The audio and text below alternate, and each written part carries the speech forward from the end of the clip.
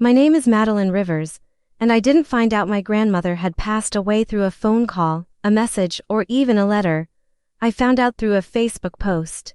A blurry picture of a candle, 3 lines of text, and 100 crying emojis. That was it. I stared at the screen in disbelief, reading and rereading the caption, "Rest in peace, Eleanor Rivers. You were the heart of this family, the heart of this family." How ironic, I thought, because when the heart stops beating, the rest of the body is supposed to rally. It's supposed to fight, grieve, hold itself together. But my family, they were different. When Grandma's heart stopped, mine broke, theirs. I'm not sure they felt a thing. Not for me, anyway. I waited for the call. I stared at my phone for hours, then days, checked my voicemail, email, even the mailbox outside my apartment. Nothing. No condolences, no funeral details, no Maddie. I know it's been hard, but she would have wanted you there. Instead, I got silence, cold, deliberate silence. You don't grow up in the Rivers family without learning that silence is a weapon. Words cut, but silence erases, and that's what they wanted, I think, to erase me. 3 days later, I cracked. I called my mother. She picked up on the second ring.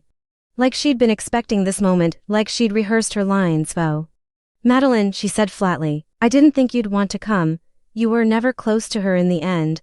I choked on the words I wanted to say. Not close. I was the only one who actually saw her. Not just during holidays or birthdays, but really saw her who she was when no one else was watching. But I couldn't say that, not yet. Instead, I asked, "When is the funeral?" A pause. "It was yesterday." Yesterday, they buried my grandmother without me, and somehow my mother made it sound like my fault. "You've always kept your distance," she continued, "and honestly, after everything, we just didn't want to cause a scene. I wasn't invited to my own grandmother's funeral because my presence might cause a scene. I didn't cry on that call. I didn't scream. I just hung up, quietly." My hands were shaking. My mouth tasted like rust. There's a grief that comes from death, and then there's the grief that comes from knowing your family sees you as disposable. That night, I pulled out the last birthday card Grandma had sent me. It was from 3 months ago, a simple card, with watercolor roses, inside, her familiar cursive read, "For the granddaughter who reminds me every day that strength doesn't have to shout." I ran my fingers over her handwriting. And I remembered the afternoon sun slanting through her kitchen window as we drank chamomile tea, and she told me things she'd never told anyone else. I remembered the way she looked at me, like she saw all the broken, burning parts of me and still thought I was worth something. They didn't know we had reconnected. They didn't know we had a relationship outside their grasp, because I didn't tell them. I didn't tell anyone, and maybe that's what hurt the most. That I had kept it hidden, that I let their narrative take over again, that I'd been so afraid of more rejection, more twisting of my words, more gaslighting, that I chose silence too. I chose not to fight for my place, but Grandma, she knew, she saw, and even though she was gone, I started to feel it in my bones. She had left me something, not just a memory, something more. I didn't know what yet, but I could feel it like a distant drumbeat beneath the silence, and the silence, I knew, was about to crack. The next day, the obituary ran in the paper, a half-page spread with an old photo of Grandma smiling in front of her rose garden. I cut it out and placed it on my kitchen table, right next to my untouched coffee. The mug had gone cold. So had everything else. I stared at her face for a long time. That picture was taken years ago, before her back began to stoop, before her voice softened with pain, before the family turned her into a fixture, something polite, pretty, and ignored unless needed. But I remembered her differently. I remembered her sharp wit, her quiet mischief, her stories about dancing barefoot in summer storms, and how she once drove to the coast alone at 20 just to feel salt air in her lungs. None of that was in the obituary. Instead, it listed her as beloved matriarch, devoted mother, grandmother, and guiding light to her children, not grandchildren, just children. There it was again. The erasure, a careful one, clinical, polished. It wasn't grief I felt, not just that, it was exile, like being pushed out into the cold and told I never lived there to begin with. And yet, despite the heartbreak, I still wanted to believe it was a mistake, that maybe someone had forgotten to include me, that maybe my mother had lied when she said the funeral had already passed. So I tried again. I called my cousin Becca. We hadn't spoken in over a year, not since the last family holiday wear. I'd shown up in jeans and a worn sweater while the rest paraded around in pearl earrings and champagne smiles. I'd never belonged in that gilded box they called legacy. Becca answered quickly, her voice chirpy and practiced. Maddie, oh wow, I wasn't expecting to hear from you. I heard about Grandma. I said softly, yeah, it was beautiful, really tasteful. Everyone came, even Aunt Lillian flew in from Toronto. Everyone except me. I didn't say that. Instead, I asked, was there a service? Oh, of course private though. Immediate family only, things were complicated. Complicated, that word again. It's the family's favorite way to say, you don't belong, but we won't say it outright. That would make us look bad. Before I could respond, Becca added, I think it's better this way. Your mom said you hadn't been close in years, that she wasn't even sure Grandma remembered you near the end. I hung up. No goodbye, no explanation, because what was there to explain? They'd decided long ago who I was, the rebel, the disappointment, the one who walked away. But I hadn't walked away. I'd been pushed slowly, gently, with smiles and passive words that said, you're too much, you're not grateful enough, you're not like us. And I tried, God. I tried to stay connected, to show up, to play nice. But there's only so many times you can smile while being scraped clean from the inside. So I stopped trying, and to them, that was betrayal. That's what they meant when they said I distanced myself. That's what they meant when they said I didn't deserve a seat at the table. But what they didn't know was that I'd found another table, one where I could be myself, Grandma's table. A small wooden one, tucked into the corner of her kitchen, where the tea kettle always whistled and the dog curled up at her feet. A table with cracked coasters and mismatched cups. A table where she listened, where she looked me in the eye and said, you don't have to explain yourself here. Those afternoons were mine, ours. And no obituary, no funeral list, no closed door. Well, reading could take them away.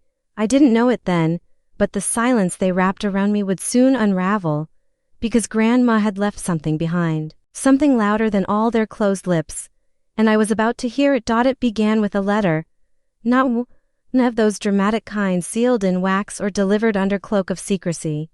Just a simple envelope slipped through my mail slot nearly a year before Grandma passed. The handwriting stopped me cold, elegant, looping, unmistakable. Her hand. It had been years since I'd seen it. Inside was a short note, Maddie, if you're still at this address, I'd love to have tea. No agendas, just to women with a little time, Grandma E. I stared at it for an hour before moving.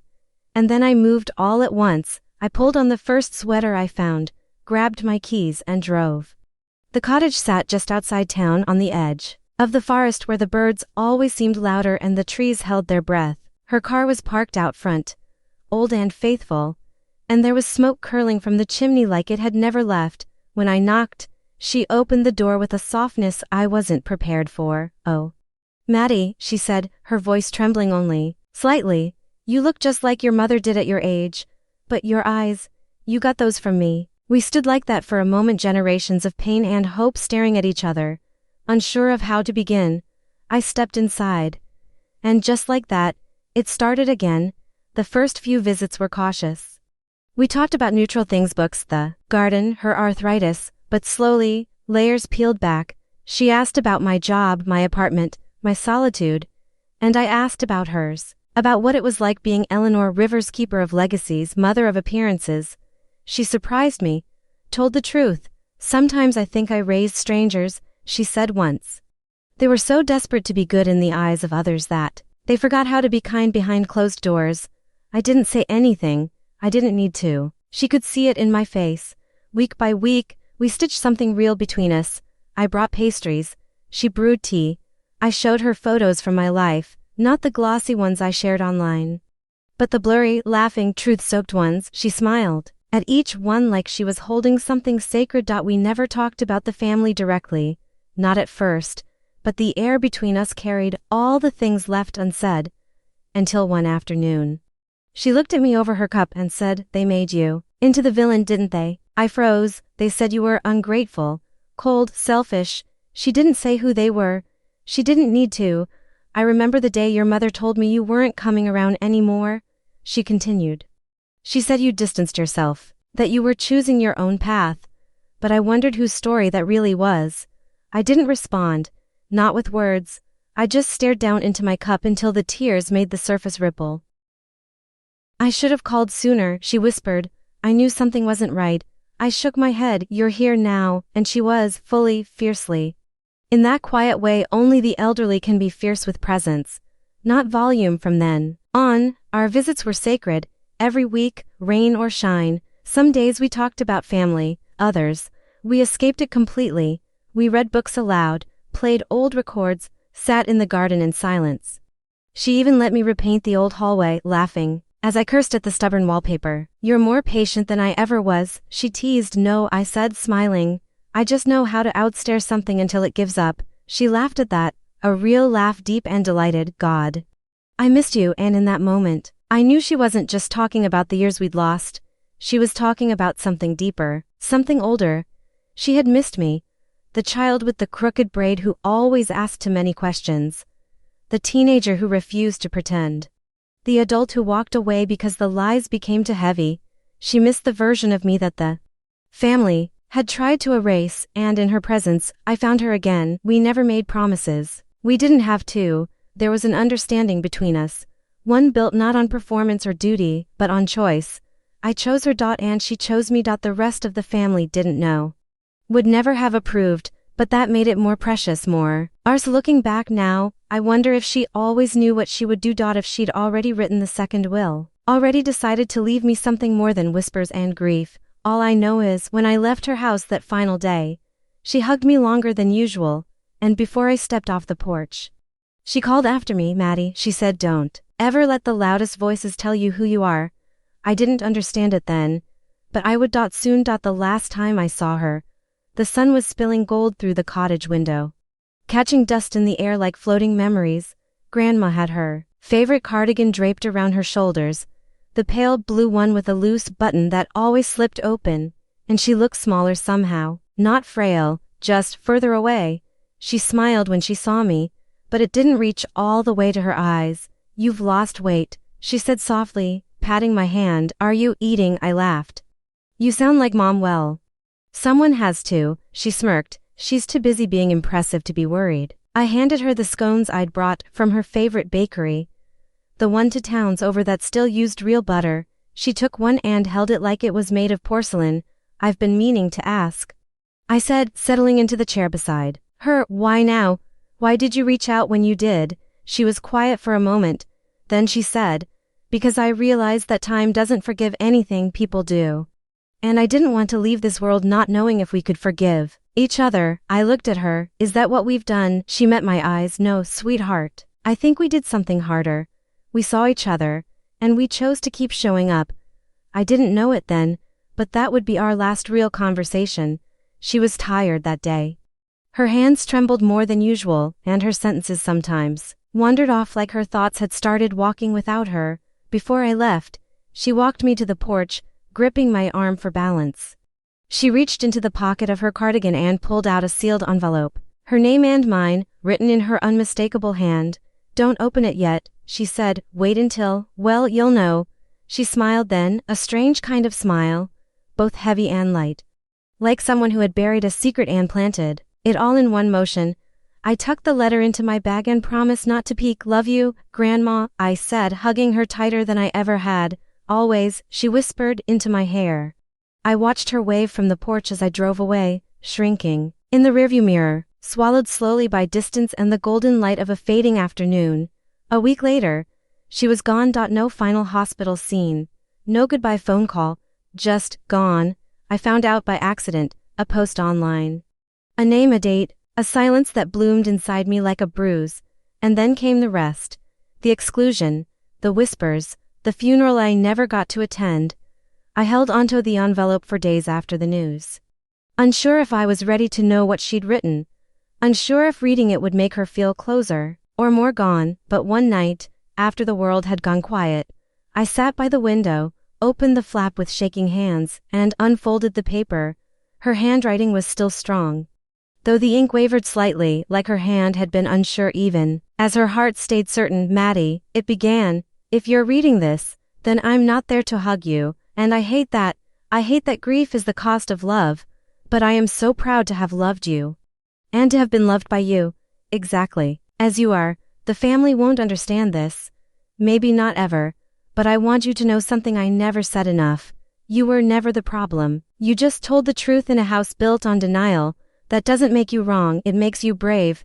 I've made arrangements. My attorney will contact you soon. I hope what I've left behind brings you peace, not pain. You never asked for anything, and still. You gave me everything. This is for you, not because you asked, but because you never did. With all my love, Grandma. I read the letter twice. Then again, the tears didn't fall in a rush, they came slow and quiet.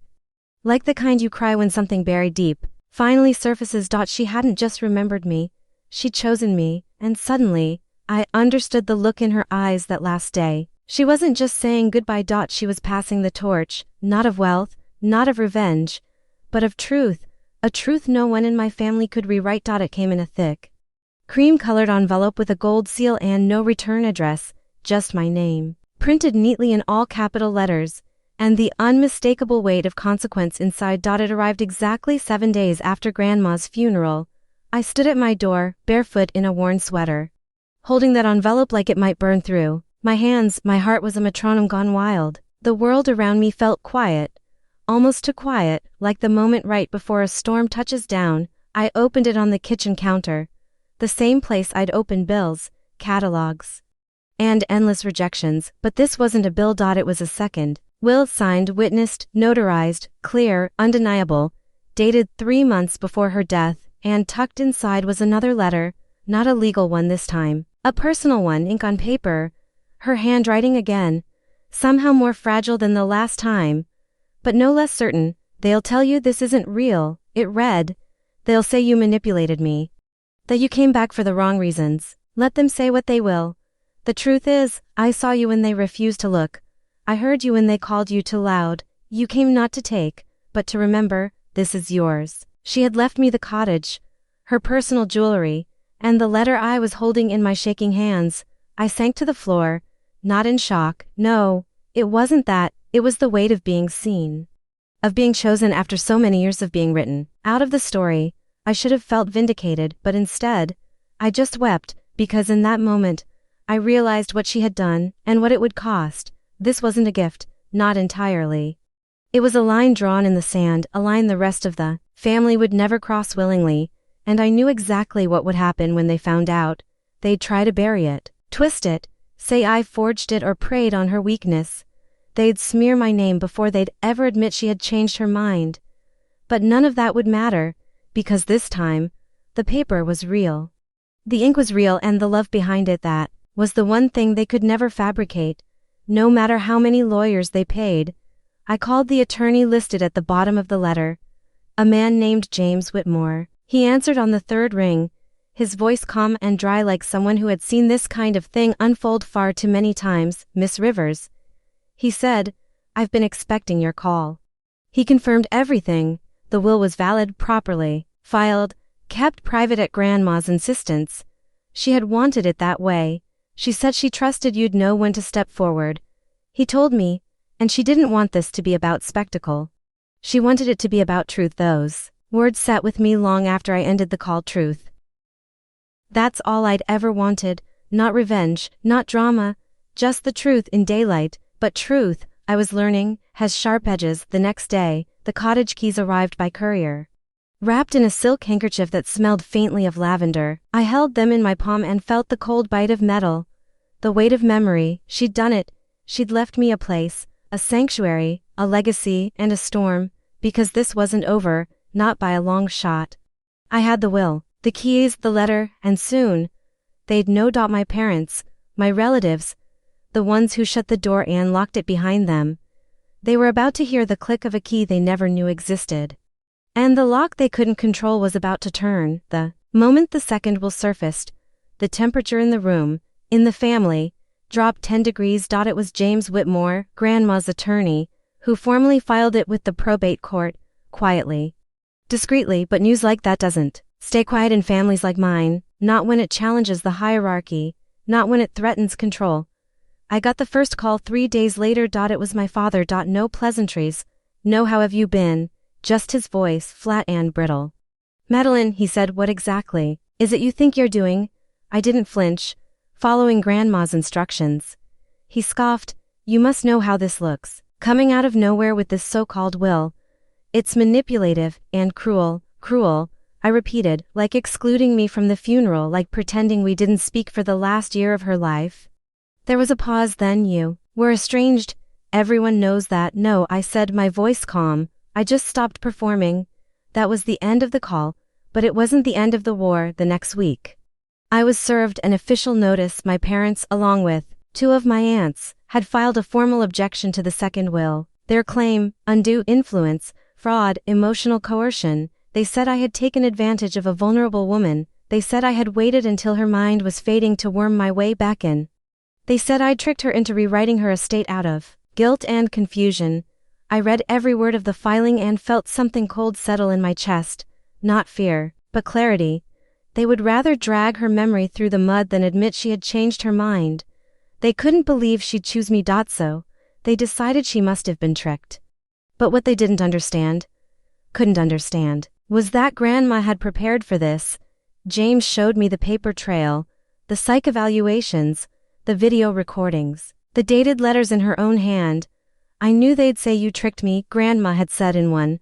So here's my mind, clear, strong, undeniable. She knew them better than they knew themselves, and so, in court, the truth stood taller than their accusations. I sat quietly as the judge read through the documents, my name like thunder in the formal silence. I watched my parents squirm, watched them whisper behind pursed lips as their narrative fell apart piece by piece. The judge's decision was swift. The second will be valid. The cottage, mine. The jewelry, mine. The letter, entered into the court record as part of Grandma's final intention. Afterward, outside the courthouse, my mother approached me. Her face, once frozen with polished detachment, was flushed with rage. You don't deserve this, she hissed. You abandoned this family. I looked at her, really looked at her, and for the first time, I didn't see power, I saw fear. A woman who had built her identity on the illusion of control, now watching it slip through her fingers. I didn't abandon the family, I said, I just refused to lie for it. She stared at me like I was speaking a language she didn't understand. And maybe I was, because truth had never been the family currency. Only silence. Only show. And now, the show was over. The cottage stood just where I remembered it. Perched at the edge of town like a stubborn memory, its shingled roof, slouched with age, the garden grown wild in protest. Ivy curled up the chimney like it had nowhere else to be, and the windows stared back like quiet eyes.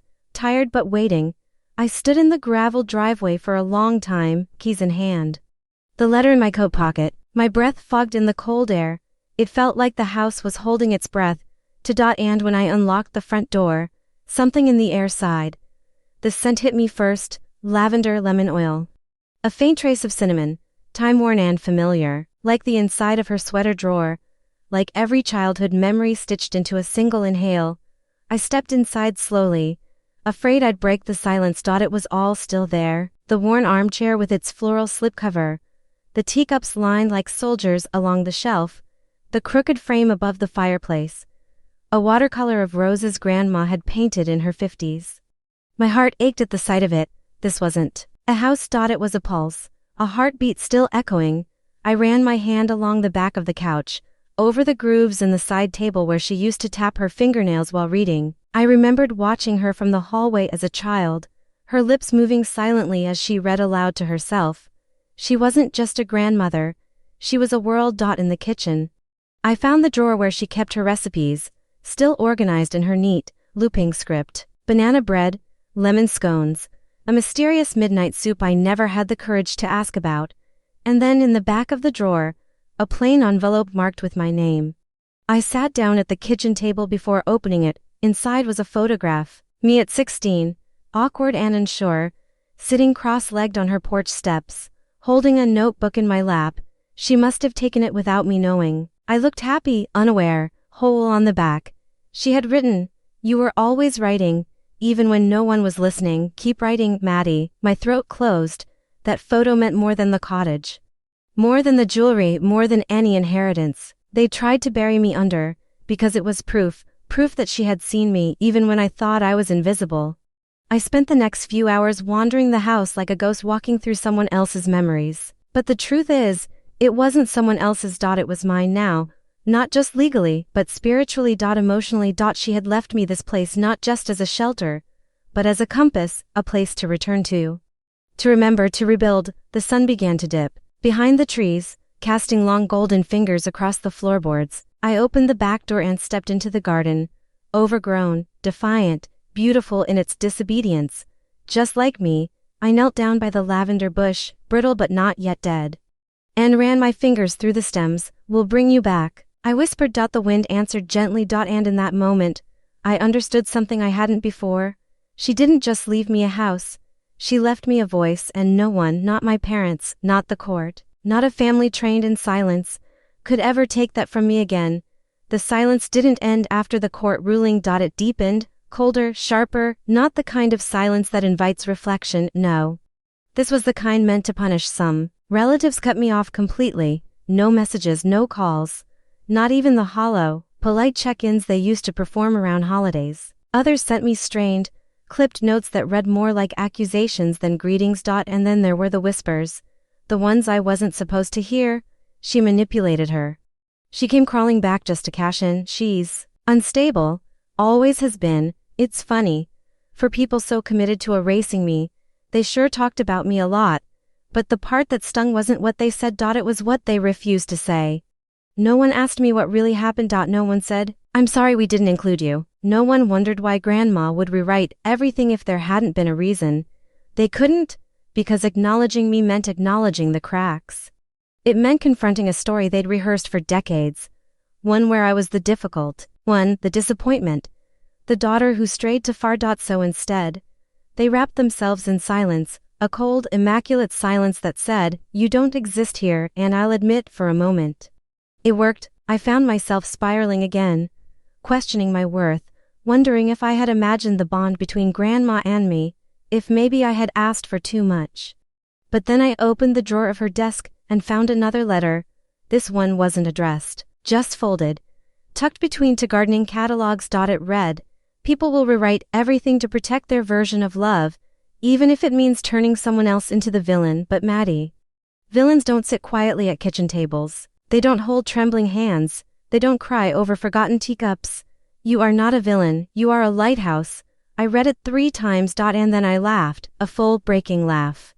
Right there in the middle of her empty study, because that's what grief is sometimes, not just tears, but strange, unexpected bursts of joy. The joy of being understood, even after someone is gone. That night, I wore her locket, the one with the faded photo of her wedding day, and sat by the window with a notebook. I started to write again, really write, not emails, not survival lists, but memories, letters, reflections. I realized then that this quiet defiance, was also inheritance. Not the cottage, not the jewelry, not the paper trail in the courthouse. But the truth, the knowing, the unshakable understanding that I had been loved, that I had loved her back, and that the loudest voices in the room weren't always right. They were just louder. Let them whisper, let them fall silent. I had a voice, and I wasn't afraid to use it anymore. The first thing I did with the inheritance wasn't anything dramatic. I didn't buy a new car, or take a trip to Europe, or throw some triumphant party with a view and champ. Agna, that's what they probably imagined I would do, what they feared I'd do. Turn Grandma's name into currency, her home into a prize. But I couldn't, because this place wasn't just a windfall. It was sacred ground. So I cleaned the cottage by hand. Every room. I scrubbed the kitchen floor with vinegar and lavender oil, just like she used to. I dusted every shelf, lined her letters in a wooden box, and planted new rosemary in the garden. And then I started something that felt impossible. I began to let other people in. A few neighbors came by, curious people who had known her from church, or the market, or book club. They remembered her laugh, her scowl, her perfectly folded napkins at tea. They remembered her. One of them, a retired librarian named Elsie, asked if I'd ever thought of turning the cottage into a reading space for local kids. Eleanor always had a heart for the quiet ones, she said, the ones who didn't quite fit. And something in me cracked open. That weekend, I emptied out the back room, the one Grandma never used for much, just old blankets and photo albums. I painted the walls a soft, deep green, put down rugs, stacked bookshelves, added bean bags. It was small, intimate, but it felt alive. I called it the listening room, a space for the unheard, for the misfits, for the Madelines of the world. The first time a child sat on the floor and opened a book, I almost cried. Because it wasn't just a space. It was healing. It was reclamation. This was how I would honor her, not by fighting the past, but by planting a new future in her name. Her jewelry stayed tucked away, except for one piece, a tiny, delicate ring with a chipped opal. She used to wear it on days she said she needed extra softness. I wore it now for the same reason. And her locket, the one with the wedding photo, I placed on the mantel, next to a framed copy of the letter she'd written me. Visitors always paused to read it. Some nodded quietly, some blinked back tears, and in those moments, I saw it, her legacy, not as they defined it, with names on plaques or social standings or inheritance squabbles, but as she truly left it. In me. In this space. In the people who stepped inside and found something kind. One day, I received a letter in return, from a teenage girl who had started volunteering at the cottage. Her handwriting was messy, defiant. It read, "Thank you for making space for girls like me. I didn't think people like you existed. Now I do." I folded the letter, placed it beside Grandma's. Legacy isn't what you leave behind. It's who carries you forward, and I was carrying her. Every day. It's been a year since the letter arrived, a year since the silence cracked open, a year since Grandma whispered through paper and ink, "You were never the problem." The cottage is different now, lived in again.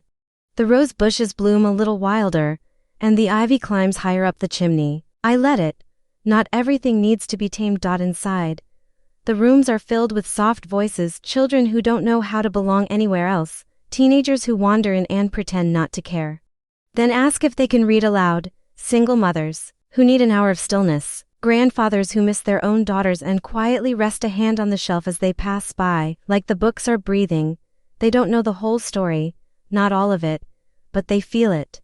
They feel that this is a place where the uninvited are finally welcome, where silence isn't punishment, where kindness doesn't have to beg for recognition. I think Grandma would be proud, maybe not of the battle she hated conflict, but of the result, of what we made from the ashes. Sometimes I still get letters, sometimes there are still whispers, a cousin who wants to reconnect, a second aunt who asks if the jewelry's still around. I don't reply, not out of spite, but because I no longer owe them my voice. I owe it to myself, to Grandma, to every version of me who sat through family dinners and swallowed her tongue, who begged to be understood and was met with polished indifference.